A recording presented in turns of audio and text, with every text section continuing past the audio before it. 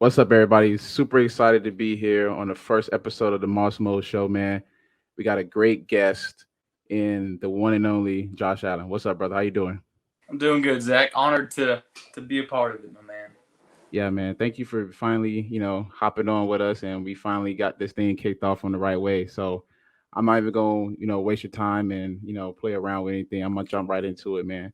Um, first of all, I just want to let's start. Young Josh Allen. Tell us about just growing up in Fireball, California, small city, and everything that you kind of went through to get to where you at and all the struggles that you kind of went through. Yeah, so like you said, small town, probably about 5,000 to 6,000 people. We got two stoplights. It's a pretty cool spot. It's so near and dear to my heart. I grew up on a farm with my obviously my family. My father uh, has about has about 1,300 acres, but farms about 2,000 acres. And Hmm. you saw that photo there. As a kid, me and my brother, we'd be weeding cotton or moving irrigation pipe or sometimes driving a disc.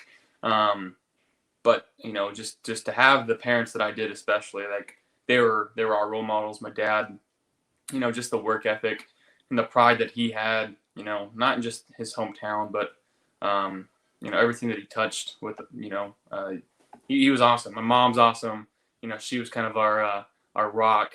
She took us to all of our games and practices, as well as my dad. He was a coach, president of the swim team, president of the baseball club. Like anything that we were involved with, he made sure that it was the best it could be. Yeah. Whether they were, like I said, heading the whole operation or having fundraisers for it. My mom is the ultimate fundraiser. So she always had us in the best jerseys and the best cleats and all that stuff. So it's such an honor it's such a blessing really to have the family that I did, and they make it to damn near every single game. It's really cool, and so going back to Fireball, it was a small town. Coming out of high school, I didn't have many offers, so I went junior college and went to Wyoming after that. After only having one offer, and then being the seventh pick here for Buffalo, and hopefully spending very very long time here. Oh, you'll be here for a while.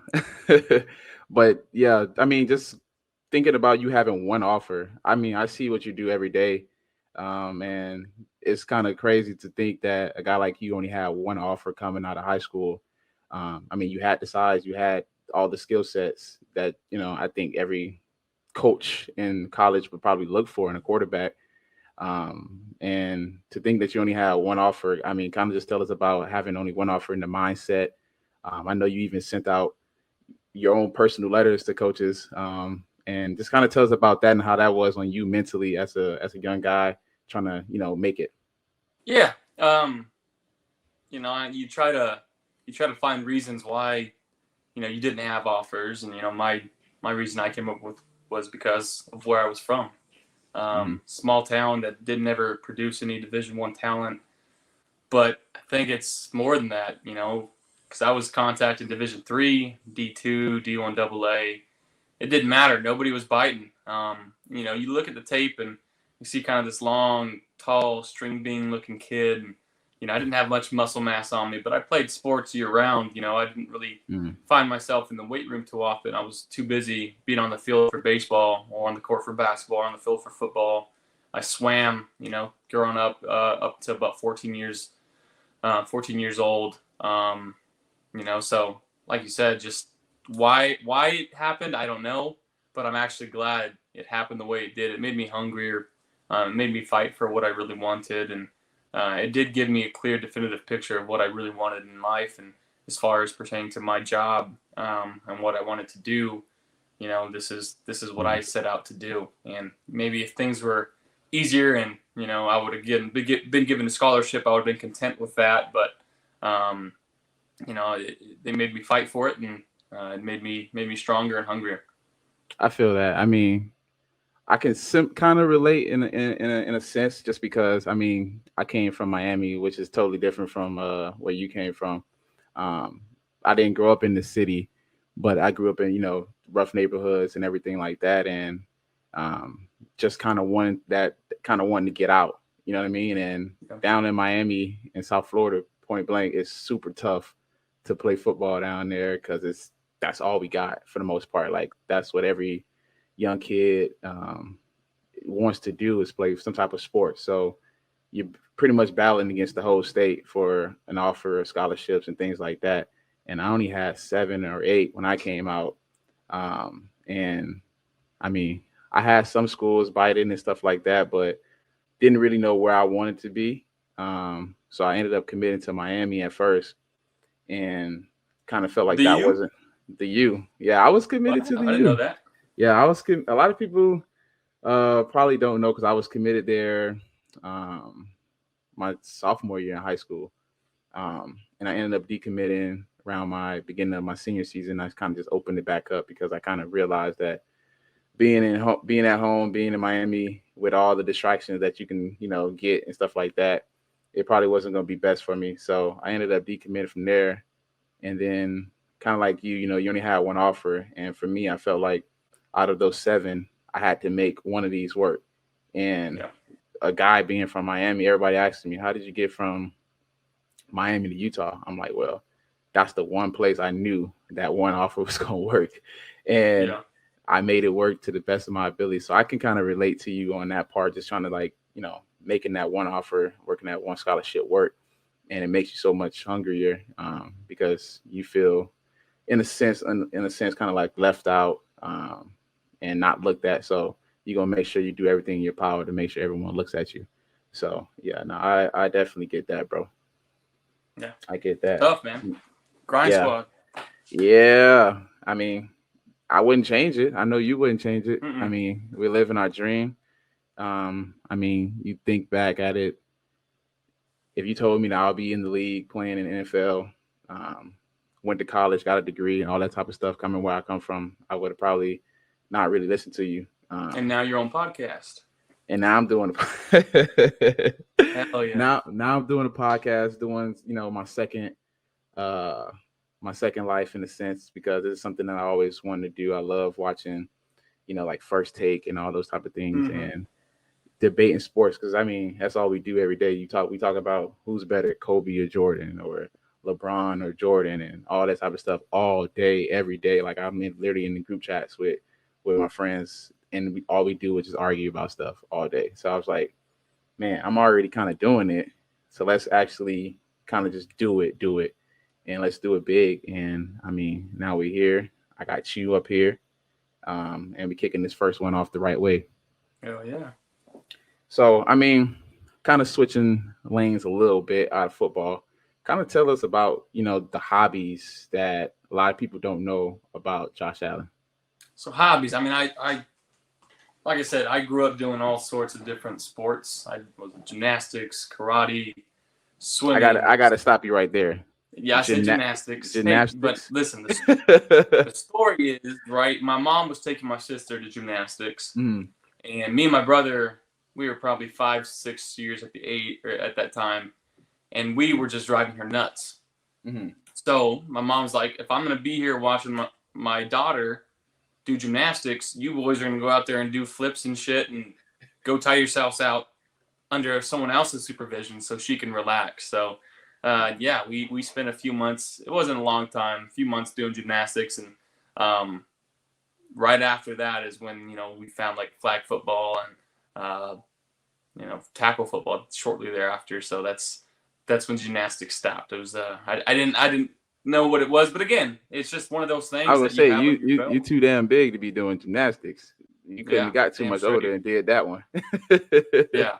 So, but again, so the hobby piece of it, golfing. I absolutely love swimming and doing like water sports and like wake surfing and getting on the boat and just booze cruising it and hanging out.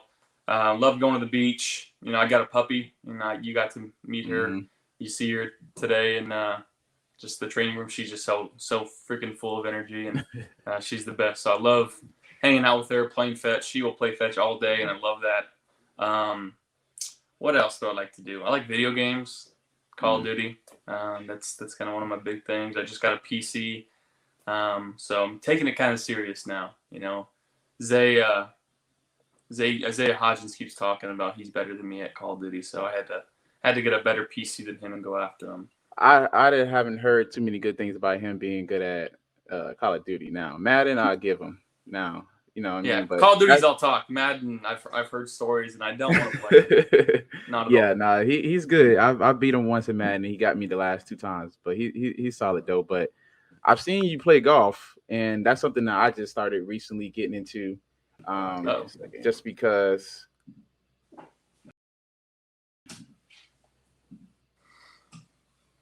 golf golf is something that I just kind of recently got into, and um, I'm learning. Like I got my own clubs now. I got everything, and I suck. I like terrible. takes Like time, man. It takes time. yeah, but I just need to find the time to really go. I've played maybe like 6 or 7 times total. Um, I started when I was out in Cali when I was training right before the draft and stuff like that. So I had a lot of free time and I started doing that, and it was just a fun time. Now it's not fun when I can't find my ball. I go through like 10 balls Yeah, uh, on one hole. That's not a good thing. But I've gotten a little better. I think a lot of people would say I got just a little better. So I mean, I've seen you it's play. it's I've one of seen you those hit. sports though. You have to play it. Like if you don't play it, you get worse. Yeah, Like that's what I heard. I got, That's what I heard. I'm getting better at it, and I got down to like a 7 handicap, which is pretty good for me. Hmm. And I took about a month off, and I went last Thursday, and it was just like I'd never swung the club before. I didn't know what to do. The ball was doing the exact opposite of what I was trying to do, and it makes you so frustrated because it's like I've done this before and I should know how to do it. But the thing with the golf swing, it's like there's so many different variables. Like the club face can be this much closed or this much open, and it could change the shot by literally like 40 yards. And like it, it's such a frustrating game. But that's Yeah, why I it's love it so mental. much because you're literally only going against yourself. Yeah, And it's the literally all greatest, there's a mental. great quote, and I forget who says it, but it's golf is not meant to be won, it's meant to be played. Like there's no way you can win. Like Yeah, you go out there and you shoot as low as you can and you have a good time. But going out with the boys, dude, like drinking beers on the course and hanging out and hitting every once in a while you hit just like an amazing shot. And it's just like, okay, that's worth it. That's why I came out here. That's why I'm gonna continue to come out here.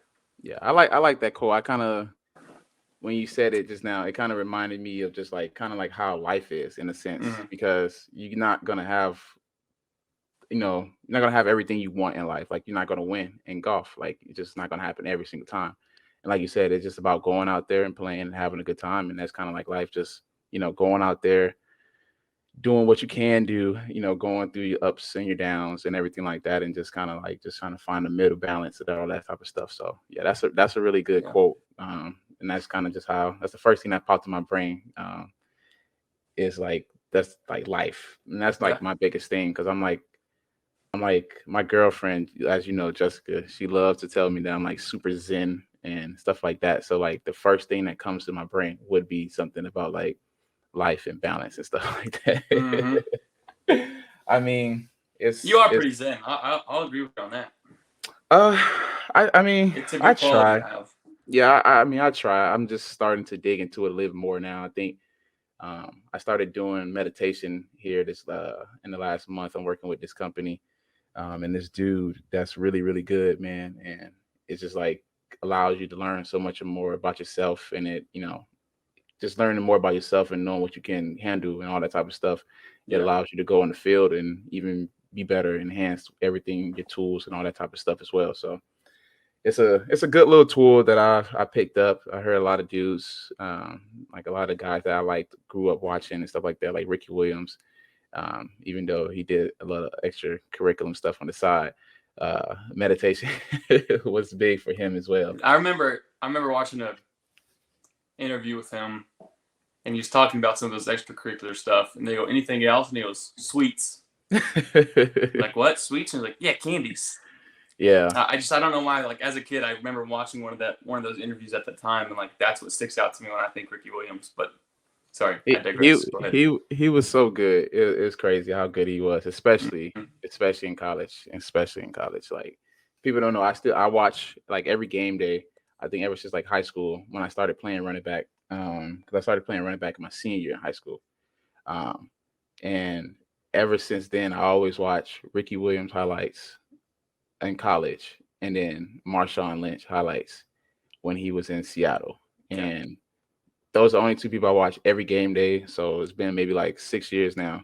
I even did it in college all the way through. So it's crazy that I have to kind of do those things. I mean, it's kind of like a ritual in a Yeah. sense. Are Like, those your only two, or you got other game day ones? mm, those are really my main two. Like, if I feel like if I don't do those two, it throws everything else off. Everything, some other things maybe I'll do this week, maybe I won't this week. Like, I have home rituals and then away game rituals and stuff like that. But like music and those two highlight tapes have to be done um, Yeah. every time, no matter where we're at. But I mean, do you have any like rituals or like pregame things that you have to do? Yeah, I'm slightly superstitious. Mm. I don't unless we're playing a night game. I don't eat on game days, and I mean, then yeah, I get that. I mean, we play pretty early sometimes. And I hate to yeah, feel heavy. I hate to and feel then heavy. after yeah, but after a pregame, I go in and I throw up. Yeah, I seen that. Yeah. And then I have to listen to I got like 7 songs on a playlist, and it's all old school, like Frank Sinatra, Sammy Davis Jr., Elvis music, and it like just try to keep me calm. Um, Really? yeah, and That then okay. and then obviously the right sock has to be on the right foot, the left sock has to be on the left foot, and then when I tighten my shoulder pads, I have to have 6 loops left. So I have to like tighten, count them 1, 2, 3, 4, 5, 6, and then I do it. And I go 1, 2, 3, 4, 5, 6, and as long as there's 6, I'm good to go. Put my jersey on, I'm ready to go. See, this is the type of stuff that I love. This is crazy because one, I would have never guessed in a million years you listen to Frank Sinatra and those guys to get hyped for a game. Yeah, what's Um, actually keeps me the opposite. I don't want to be mm, hyped. I want to be as calm as possible. I get that. I learned that a few years ago. Being hype kind of messes me up. It tenses you. Yeah, like I don't like that feeling. Like you already get anxiety, like you're just Yep. nervous, and all the nerves are ready to go. You're just ready, like to just to play. Like my time, like when I get hit, the first time I get hit, I'm like, cool. I'm like, all right, Yeah. cool. I'm ready to go now. But like before if I don't get hit, I'm still like butterflies and all that type of stuff. And that's kind of like I always kind of said like that's kind of how I know I still love the game. You know what I mean? Like you For still sure. get butterflies, you still get those nerves. And I mean it could be opposite for other people and stuff like that, but I know for me personally, that's how I know I still, love this game tremendously and everything like that. But I mean, I gotta double back to the 6 loops. Like Mm. that's weird. Yeah. I know.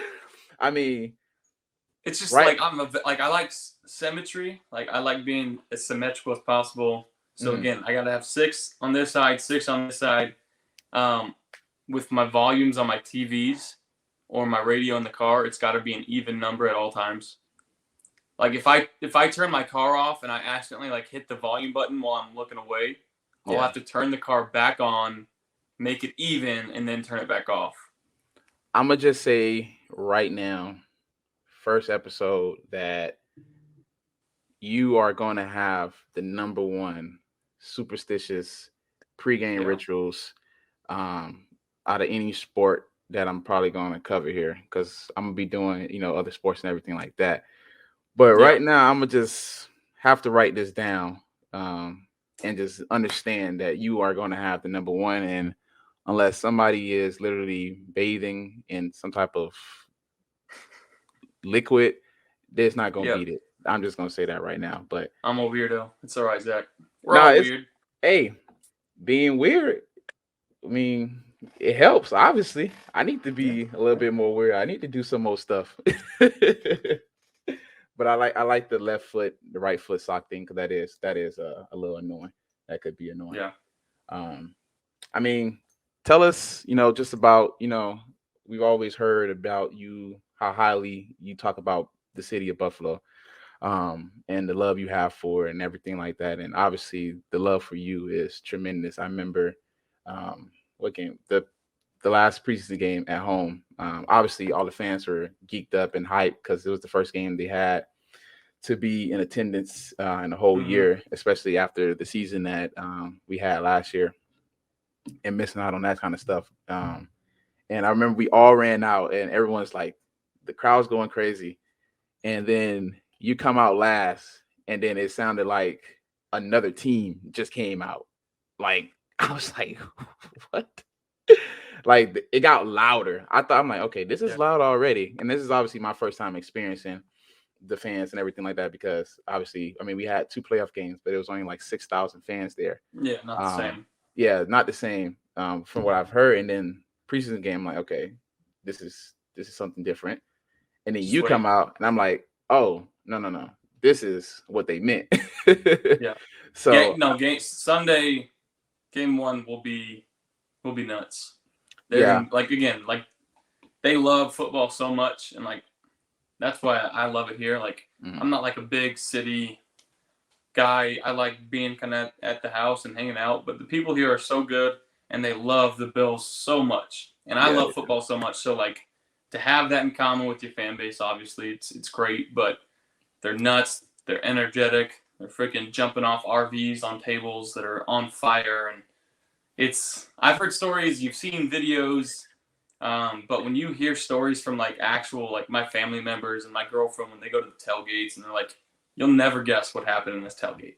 Like it is some of the most bonkers stories you'll ever hear. It's just like, but they love football. They get it. And they can get in the stadium. They can force an offsides or a false start or this or that and help us win a game. So, um, but everywhere I go to eat, man, it's just like, there's pros and cons to it because uh, privacy or lack thereof. mhm. You can't go to dinner without people coming up to your table and doing this or that. And like again, it comes with the territory, but people are just so nice when they come up and it's like I don't want to bother you, go Bills, and I always try to give a go Bills back. But man, it's just you can feel the buzz and the energy right now in Buffalo, and it's really cool. Yeah, I feel that. I mean, like you said, like just when you go out, the privacy thing and everything like that. I think it's different. I mean, obviously, I haven't played in anywhere else but here, but I feel like just the fans that do come up and when they say, don't mean to bother you, I think they actually really genuinely don't mean to bother you. But But they it's can't just help it. like Yeah, like you just can't help it. And I mean, like it's kind of like cool to see that because obviously you have fans that are just obnoxious and don't care about your privacy, don't care about nothing you got going on. And it kind of it's those fans that kind of miss the reality part of okay, they are just human beings at the end of the day, and the only thing different about that person and me is their profession and the love of yeah, the profession. And I mean that's just a fine line between fans that I think some are good at and some aren't. But I think here in Buffalo, you have a really, really good group of fans that just really love the Bills and they just love all the players. Just for what they do for the community. And I mean, it's crazy just to be yeah. here and then experience it. Like last year, right? The Seattle game, my grandmother passed away, Mm. and then someone says, you know what, we should donate to Oshai Children's Hospital, and they raised over like $1.35 million in the span of 90 Yeah, days, and it was like, where else would that happen? Like these people just bought in and like we're like we want to make this situation as good as we can, and it's going to a good cause, but you don't see many other fan bases doing that. And for it to go to Oshai Children's Hospital and it's going to help so many different families and kids that are in tough positions. But even like, the playoff game, Lamar, I think Lamar hmm got hurt. Um, and fans even donated to his charity and his cause. And then, Andy Dalton the year prior donated to his. And, it's like there's some fan bases that talk the talk, but we, as Bills Mafia, they kind of walk the walk too. And um, it's such an awesome fan base to play for, and I think you'll get to realize this, on Sunday when we got 67,000 fans packed in that stadium. yeah. I think going back to when they did the donation for your grandmother and her name and everything like that. I think that was when I heard that. I think that was just something that I love about people. People who have Mm-hmm. just the right intentions in life. I mean, like when you think about it, you don't know all those people, obviously, and all those people don't know you, and we don't know what they are going through, but they take the time out of their day to, reach out and just kind of show love in some sense in fashion. And I think that was just super dope for them to do that for you and your family, and then come back and do that also for Lamar Jackson, Mm-hmm. a guy who doesn't even play here, a guy that we got to beat a Yeah. lot of the time and stuff like that. And them doing that, I think there's no fan base better than Bills Mafia. Um, None. and that And they right won the there poll. They won the poll again today too. You see twice, that? back Back to to back, back. back to back. Back I to mean, back. honestly, I think they're gonna win it every year. I mean, it's really not close because they really care. Like Yeah. they really care. Like football is so big here because they don't have. People always ask me what's the difference between me being in Buffalo versus Utah, and I think they're very two similar places just because Utah um, is similar to Buffalo in a sense. It has a lot of different things as well, but it's very similar just because they only have one professional sports team there, which is basketball, and it's in the Jazz, and they've now come back to be very, very good here in the last few years and everything like Mm-hmm. that. And that's all they kind of have. So they love the Jazz, and then us and the youth, all they have is football in that college team, and they love the youth in their football on Saturdays. Like everything is shut down on Saturday, and everything is shut down on Sundays. And like you can't go anywhere. It's packed. It's loud everywhere you go. And I think that's very similar to here because they'll do anything for the players here. They'll get behind whatever they're trying to do, if it's from, branding the athlete themselves, charities, whatever it may be, events, everything like that. Like even I went and watched Poyer's Yep. documentary a few days ago, and he had Bills fans out in Oregon helping him at his golf tournament. And I thought that was just crazy because these dudes don't really know Poyer as in like, like in like a everyday basis kind of thing, but they took the time out of their lives to go out there and just help They him drove do like something. 3 hours up north just to sit on a par three and watch people shoot. Yeah, like they're not even Shots. participating really. They just wanted to Yeah. come out and be like, hey, we're a representation of Bills Mafia. And I don't think no other fan base can say they would do something like that, for one. So I Yeah. mean, it's really dope just to be here and be experiencing this, and it's great, man. So I'm definitely hyped for Sunday to see the turnout and the tailgating. I got two of my friends coming up here for the game. One is a Steelers fan, sadly. Oh my goodness. Yeah. He went to school in Pittsburgh. So I guess over the time he just decided. So is he gonna wear a Steelers jersey or your jersey though? This guy was looking for a Najee Harris jersey Oh the my god. whole week. The whole week he was looking for a Najee Harris jersey the whole week, and then he's like, they all sold out, so I gotta just rock this Juju Smith one. I was like, all right, bro, do your thing. So I'm debating if I should even let him stay in my house, but Couldn't be my friend.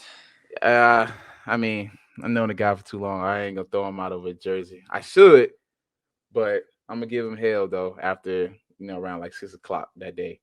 But Absolutely. just let's switch lanes real quick, and I just want to ask you about pretty much what would you tell 16-year-old Josh Allen um about everything that obviously you experienced now, and then uh from the goods and the bads. What would you tell yourself at 16 years old going through before you even knew kind of what you would be at right now? Well, I would tell him stay the course. Obviously, the journey that I've had has been different than most. Mm, But again, where I'm at now, like I'm not where I want to be or am I at my ending yet. But mm, it's a good spot that I'm in right now, and mentally I'm in a good spot. But everything along the way has just been a stone or a way to learn and try to find different ways to climb different obstacles. And it's been through trial and error, and there's been a bunch of trials and tribulations, but again, stay the course, enjoy every second of it. Yeah. I'm in my 4th year, going into my 4th year already, and shoot, I'm 25 years old now. Like, I remember being that 16-year-old kid. It didn't feel like too long ago. Not too long ago, I was, slinging the ball at junior college, and um, you know, fast forward 6, 7 years later, I'm exactly where I pictured myself and where I wanted to be, and I think everything along my path has kind of led me to where I'm at now, and I've had a lot of help along the way, i.e., coaches, family, my girlfriend, her parents. I mean, everybody's involved, and Yeah. it takes a small army really to get to where I'm at, and I understand that, and I realize that, and I appreciate everybody that's been along my path so far, and I'm gonna understand and appreciate those that are going to continue to be on this path that I'm on, and there's still a long ways to go. By no means are we there yet. I want to Mm. win a Super Bowl, and not just one. So that's the goal. I feel that. Definitely need those Super Bowls. And Mm-hmm. yeah, I mean, Super Bowls would be crazy. Super Bowls would be crazy for sure. Um, Tell us about those JUCO days because I don't think a lot of Hmm. people understand the JUCO Yep. route. I don't understand it obviously, but I have guys that I know that I either play with or friends that went the JUCO route, and I know how easy it is to not come out of JUCO. Like, Yeah. So there's JUCOs, and then there's California JUCOs, which are way worse than all the yeah, other ones because you don't get any like other JUCOs can give scholarships and help kids eat and stuff like that, but mhm, in California, you can get financial aid and stuff like that. And I was never in a position. I was fortunate enough. My parents could have provided me an opportunity to walk on somewhere, whether it be Fresno State or San Jose State or whatever, wherever it was. But I felt like I owed it to my parents to go get a scholarship. So I went to junior college, um, and I'm telling you, like, I had some guys sleeping in my apartment on the floor, on air mattresses, on the couch, 3, 4 times a week, guys that just, I wanted to help take care of. And again, like I said, I was in a fortunate position, but like just buying food, making food for me and some of the guys, just to help them out. yeah, But it's a grind. Like there's nobody, and it's that point too. Like you're just out of high school, you're living on your own, you haven't made it. Like there's so many different things going on. You still have class. You've got weird practice hours. Like and like you got to figure it out. So it was very tough, man. It was a grind. And after being there for 5 months, I'm like, the first offer that I get, I'm going. I'm out of here. Like I can't do this much longer because I mean, it really shows who wants it and who doesn't. yeah, And most guys aren't going to get out. I think my team had 3 or 4 guys, me included, that got to a Division 1. But still, I still keep in contact with some of yeah, them. But it just shows you, man, like there's so much talent out there that just kind of slips through the cracks because of whether it be grades or just a mentality that they felt like they should be there but didn't want to put in the work. And um, it I felt like it helped me develop skills for different types of relationships too, and to to meet people from way different backgrounds and way different, ethnicity, race, like I said, mindset, mentality, family, walk of life, religion. Like it was such an eye opener for me, especially coming from the small town that I'm in. And I grew up in a predominantly Hispanic area, so I didn't really think of race and all that stuff. Like when I got to junior college, it was like there's so many different people in the world. It was crazy, and to kind of go through my journey with some of the guys that I did, like Rafael Rujo Lopes, who's like one of the greatest dudes of all time. He ended up playing at Pitt, um, and he's one of the guys that we'd stay, in the same apartment together, and we'd spend a lot of time together. And I introduced him and his girlfriend. They're just gonna get married now soon, so oh, okay, look at it's pretty that. crazy. Yeah. So again, it's just you have to appreciate and enjoy where you're at, but it told me that I didn't want to be there much longer. I needed to find a way to get out of there. Yeah. I mean, that's the ultimate grind right there. That's the ultimate Yeah. grind. Yeah, that's crazy because that JUCO route is it's not for the weak. It's not for the weak, Mm-mm. man. I learned that just from certain guys that I played with in college, and then obviously friends and stuff like that. That I know they're super talented or didn't make it because obviously like like yourself being overlooked or guys that didn't have the grades and all that type of stuff. And I'm like, man, it's I know so many dudes that's way more talented to me that were better than me and things like that. Um, that didn't make it because they either Mm. had so many other things going on as well, and it's just a kind of testimony to the mental toughness that you have to have um, as an athlete to get to this certain point. Because I learned um, recently, like a couple years ago, that when you're watching the sport or whatever, and you may be like, it's different levels to everyone in these sports. And you could be looking at one guy and you'd be like, man, he's really good. And you look at another guy and he's like, he's okay. Right. And it's like, no, he's not okay. He's one of the best athletes in his sport because he's a pro at the end of the Mm-hmm. day. And people love to say, "Oh, this guy sucks," or "Oh, this guy isn't," he's not gonna pan out or whatever it is.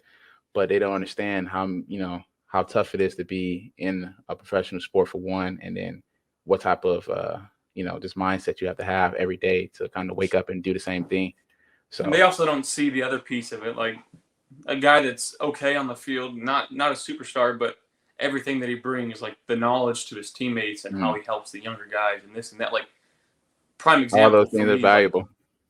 you look at Lee Smith, like he didn't play a whole lot for us last year, but as far as like helping bridge the gap between coaches and players and helping young guys kind of like the truth of the league. Yeah, He's open, he's honest, and he's such a valuable player because he's able to relate and talk to the guys in a way that nobody else can. He's not afraid to put his nuts on the line.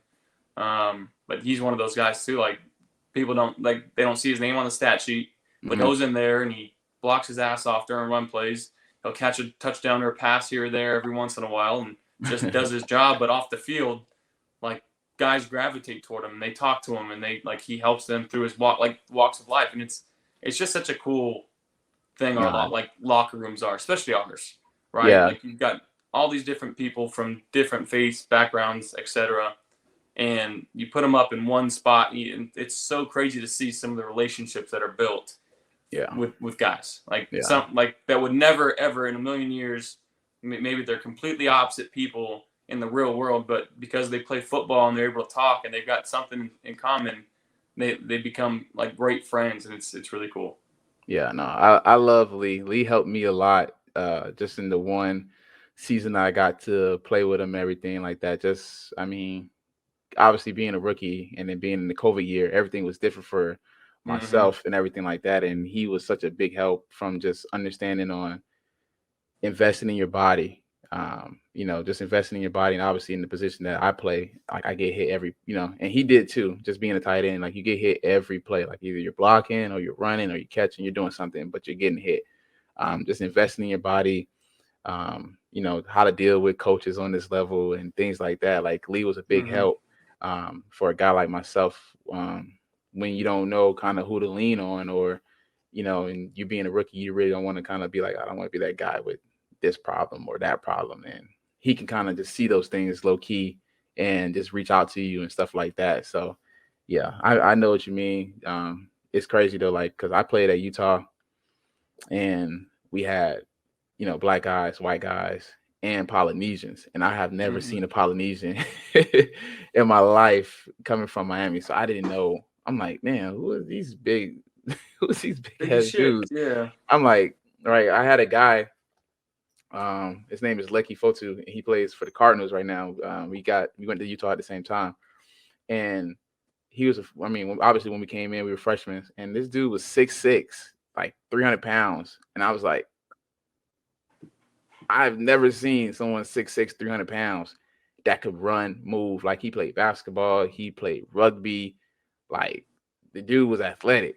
And I'm like, Crazy. I Yeah. ain't never seen this in my life. And now to this day, like we're still super close. Like I'm super close with everybody because I mean, Utah was so good because there was so many different type of people that you just get to learn people for who they are and all that, that race stuff, all that, stereotypes, all that stuff gets thrown out the window when you actually get to Hmm. know people and learn people and for who they are. And I mean, football is just, I mean, that's just like why people love sports, right? Yeah. I mean, you get to bring so many different people together that probably wouldn't know ever known each other, right? Because I probably would have never known you if I played football. Like Yeah. you're from Fireball, California. I'm from Miami, Florida, Literally the opposite end of the country. Yeah. right? Like, and one thing that we love to do in common brought us together, and it's going to continue to bring so many people together in this world.